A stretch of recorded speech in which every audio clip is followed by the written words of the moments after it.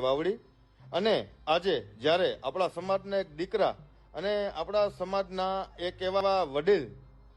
જેને સાહેબ અત્યારે સ્ટેજના ભીષ્મ પિતામાં કહેવાય એવા માયા હતા આહિરને જ્યારે આપણા સમાજની જરૂર છે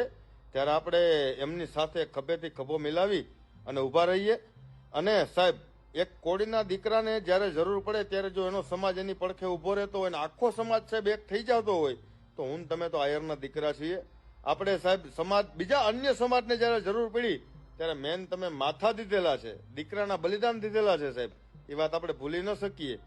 એટલે આપણા સમાજના કોઈ પણ વ્યક્તિને જ્યારે જરૂર પડે અને એમાંય સાહેબ માયા હતાને અથવા જયરાજને જ્યારે જરૂર પડે ત્યારે સાહેબ આપણે એની પડખે ઊભું રહેવું આપણી ફરજ છે. એટલા માટે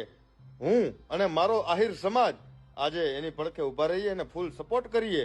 અને સાહેબ એને જ્યાં જરૂર પડે ત્યાં આપણે આપણી હાજરી આપીએ એવી મારી આપણા સમાજ પાસેથી અને આહિર સેના પાસેથી એક અપેક્ષા છે. અને સાહેબ આહિરના દીકરા તરીકે હું એક વાત કરું કે સાહેબ જ્યારે માયા હતા આપણા સમાજની કોઈ પણ સારી વાત કરે ત્યારે આપણે એની સ્ટેટસ, એની સ્ટોરી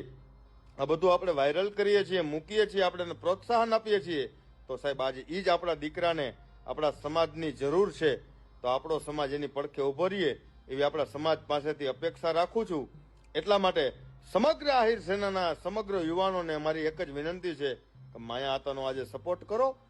અને એમનો સાથ આપો. અને સાહેબ સોશિયલ મીડિયામાં જે કાંઈ પણ માયા આતાનો વિરોધ થાય છે, જયરાજનો જે કાંઈ પણ વિરોધ થાય છે સાહેબ એમાં એને પ્રોત્સાહન આપો, એમાં એનો સાથ આપો અને એમાં એનો સહકાર આપો. સાહેબ માયા આતાનો કોઈ પણ પ્રકારનો વાંક નથી કે કોઈ પણ પ્રકારનો ગુનો નથી, છતાંય સાહેબ એ વડીલ માણસે એને માફી માંગી લીધી છે અને છતાં પણ એના ઉપર જો કોઈ એમ કહેવાય કે કીચડ ઉછાળવાનું કામ કરે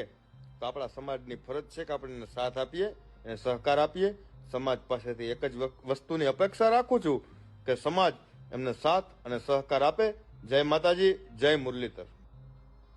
જે રીતે અત્યારે હાલ બગદાણા બબાલને લઈને પોલીસની જે તપાસ છે એમાં પણ હવે જોવાનું રહેશે કે ખરેખર